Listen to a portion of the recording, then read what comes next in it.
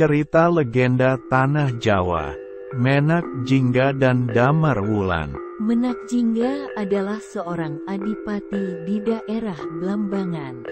Terkenal sakti mandraguna dirinya. Ia mempunyai pusaka yang luar biasa ampuh lagi bertuah. Gada Wesi Kuning namanya. Merasa dirinya sakti dan juga mempunyai senjata yang luar biasa ampuh. Menak Jingga menjadi sosok yang angkuh, kejam, lagi sewenang-wenang. Apapun juga yang dikehendakinya harus terwujud dalam kenyataan. Ia akan mengamuk sejadi-jadinya jika keinginannya tidak dituruti. Suatu hari Adipati Menak Jingga mengirimkan utusan ke kerajaan Majapahit. Adipati Menak Jingga hendak melamar penguasa Majapahit, Ratu Ayu Kencana Wungu, yang belum bersuami. Ratu Ayu Kencana Wungu menolak pinangan Adipati Menak Jingga. Sang ratu tak ingin diperistri adipati yang congkak, kejam, lagi telah banyak mempunyai istri. Tak terkirakan kemarahan Adipati Menak Jingga ketika utusannya kembali ke Kadipaten Blambangan dan menyatakan lamaran sang adipati ditolak Ratu Majapahit. Tanpa berpikir panjang, Adipati Menak Jingga segera memerintahkan segenap prajurit Blambangan untuk bersiap-siap guna menyerang Majapahit. Adipati Menak Jingga langsung memimpin penyerangan tersebut. Perang dahsyat segera meletus setelah kekuatan Majapahit dikerahkan untuk menghadapi kekuatan Blambangan. Adipati Menak Jingga mengamuk dalam peperangan dahsyat itu. Dengan senjata Gada Wesi Kuning saktinya, ia menghadapi ratusan prajurit Majapahit yang ditugaskan untuk meringkusnya. Benar-benar menggetarkan kesaktian Adipati Menak Jingga, karena dengan sekali tebasan Gada Wesi Kuningnya, belasan hingga puluhan prajurit Majapahit tewas karenanya. Para prajurit Majapahit akhirnya mundur karena tidak sanggup menghadapi amukan Adipati Menak Jingga dan juga keperkasaan para prajurit Blambangan. Ratu Ayu Kencana Wungu sangat bersedih mendapati kekalahan para prajuritnya. Ia pun lantas bersemedi, memohon petunjuk dari dewa untuk mengatasi masalah besar yang tengah dihadapinya tersebut. Petunjuk itu pun didapatkan sang ratu. Petik terbalik Menak Jingga akan binasa jika berhadapan dengan pemuda bernama Damar Wulan. Ratu Ayu Kencana Wungu lantas memerintahkan Patih Lojender untuk mencari pemuda bernama Damar Wulan. Sosok pemuda yang dimaksud akhirnya diketemukan. Tinggal jauh di luar kota Raja Majapahit. Dia segera diiringkan untuk menghadap Ratu Ayu Kencana Wungu di istana kerajaan Majapahit. Damar Wulan, kata Ratu Ayu Kencana Wungu setelah Damar Wulan duduk bersimpuh di hadapannya. Kuperintahkan engkau untuk melenyapkan Adipati Menak Jingga yang telah merusuh dan menyebabkan kerusakan di Majapahit. Bawa kepala Menak Jingga di hadapanku sebagai wujud rasa baktimu pada Majapahit dan juga diriku. Hamba, Gusti Prabu. Setelah menghaturkan sembahnya, Damar Wulan segera menuju Blambangan seorang diri. Seketika tiba di alun-alun Kadipaten Blambangan, Damar Wulan lalu menantang bertarung Adipati Menak Jingga. Tak terkirakan kemarahan Adipati Menak Jingga. Segera dilayaninya tantangan Damar Wulan. Setelah melalui pertarungan yang sengit, Adipati Menak Jingga mampu mengalahkan Damar Wulan. Damar Wulan pingsan terkena hantaman Gada Wesi Kuning. Para prajurit Blambangan lantas menangkap dan memenjarakan Damarwulan di penjara Kadipaten Blambangan. Pertolongan akhirnya tiba bagi Damarwulan. Setelah menghaturkan sembahnya, Damarwulan segera menuju Blambangan seorang diri. Seketika tiba di alun-alun Kadipaten Blambangan, Damarwulan lalu menantang bertarung Adipati Menak Jingga. Tak terkirakan kemarahan Adipati Menak Jingga. Segera dilayaninya tantangan Damarwulan. Setelah melalui pertarungan yang sengit, Adipati Menak Jingga mampu mengalahkan Damarwulan. Damarwulan pingsan terkena hantaman gada wesi kuning. Para prajurit Blambangan lantas menangkap dan memenjarakan Damarwulan di penjara Kadipaten Blambangan. Pertolongan akhirnya tiba bagi Damarwulan. Tanpa diduganya, dua selir Adipati Menak Jingga memberikan bantuannya.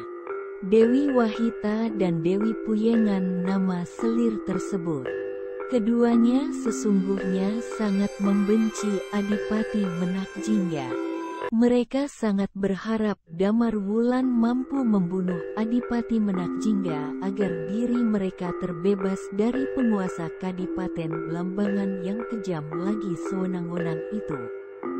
Lalu Dewi Wahita dan Dewi Puyengan membuka rahasia kesaktian Adipati Menak Jingga. Rahasia kesaktian Adipati Menak Jingga berada pada gada wesi kuningnya, kata mereka. Tanpa senjata sakti andalannya itu, niscaya engkau akan dapat mengalahkannya. Kemudian Damarwulan meminta tolong kepada Dewi Wahita dan Dewi Puyengan untuk mengambil senjata andalan Adipati Menak Jingga tersebut. Dengan diam-diam, gada wesi kuning itu akhirnya berhasil diambil dua selir Adipati Menak Jingga tersebut. Gada wesi kuning lantas diserahkan kepada Damarwulan. Dengan bersenjatakan gada wesi kuning, Damarwulan pun kembali menantang Adipati Menak Jingga. Pertarungan antara Adipati Menak Jingga dan Damarwulan kembali terjadi. Sangat seru pertarungan mereka. Akhirnya Adipati Blambangan yang terkenal sombong, kejam, lagi sewenang-wenang itu menemui kematiannya setelah tubuhnya terkena hantaman gada wesi kuning. Kepalanya dipenggal. Damarwulan lantas membawa potongan kepala Adipati Menak Jingga kembali ke Majapahit. Sesungguhnya perjalanan Damarwulan ke Blambangan itu diikuti oleh dua anak patih Lojender yang bernama Layang Seta dan Layang Kumitir. Keduanya mengetahui keberhasilan Damarwulan menjalankan titah Ratu Ayu Kencana Wungu. Keduanya lantas merencanakan siasat licik untuk merebut potongan kepala Adipati Menak Jingga dan mengakui sebagai pembunuh Adipati Menak Jingga di hadapan Ratu Ayu Kencana Wungu. Dengan demikian mereka berharap akan mendapatkan hadiah yang sangat besar dari penguasa takhta Majapahit itu. Dalam perjalanan pulang kembali ke Majapahit, Damarwulan dicegat Layang Seta dan Layang Kumitir. Terjadilah pertarungan di antara mereka. Damarwulan dikeroyok dua saudara kandung anak patih Lojender tersebut. Pada suatu kesempatan, mereka berhasil merebut kepala Adipati Menak Jingga dan bergegas meninggalkan Damarwulan. Setibanya di istana Majapahit, Layang Seta dan Layang Kumitir segera menghadap Ratu Ayu Kencana Wungu. Mereka menyatakan bahwa mereka telah berhasil mengalahkan Adipati Menak Jingga. Mereka lantas menyerahkan potongan kepala Adipati Menak Jingga kepada Ratu Ayu Kencana Wungu. Sebelum Ratu Ayu Kencana Wungu berujar, datanglah Damar Wulan. Damar Wulan menyatakan keberhasilannya mengalahkan Adipati Menakjingga dan memenggal kepalanya. Ampun Gusti Prabu, di tengah jalan hamba dihadang 2 orang dan potongan kepala Adipati Menakjingga itu berhasil mereka rebut. Ucapan Damar Wulan segera disanggah Layang Seta dan Layang Kumitir yang menyatakan jika mereka itulah yang berhasil mengalahkan Adipati Menakjingga. Damar Wulan akhirnya mengetahui jika 2 orang itulah yang menghadangnya dan merebut potongan kepala Adipati Menakjingga. Perselisihan antara Damar Wulan dan 2 anak patih Lojender itu pun kian memanas. Ratu Ayu Kencana Wungu menengahi perselisihan itu. Katanya, untuk membuktikan pengakuan siapakah di antara kalian yang benar, maka selesaikan secara jantan. Bertarunglah kalian. Siapa yang menang di antara kalian, maka dialah yang benar. Pertarungan antara Damar Wulan melawan Layang Seta dan Layang Kumitir kembali terjadi. Kebenaran itu akhirnya terbuka setelah Damar Wulan berhasil mengalahkan kakak beradik anak patih Lojender tersebut. Layang Seta dan Layang Kumitir akhirnya mengaku bahwa yang mengalahkan Adipati Menakjingga sesungguhnya Damar Wulan. Meski mereka telah mengakui, namun tak lepas pula mereka dari hukuman. Ratu Ayu Kencana Wungu memerintahkan prajurit untuk memenjarakan Layang Seta dan Layang Kumitir karena telah berani berdusta kepadanya. Ratu Ayu Kencana Wungu kemudian memberikan hadiah yang luar biasa bagi Damar Wulan. Damar Wulan diperkenankan Ratu Ayu Kencana Wungu untuk menikahinya. Pesta pernikahan antara Ratu Ayu Kencana Wungu dan Damar Wulan pun dilangsungkan secara besar-besaran. Segenap rakyat Majapahit bergembira karena ratu mereka akhirnya bersuami.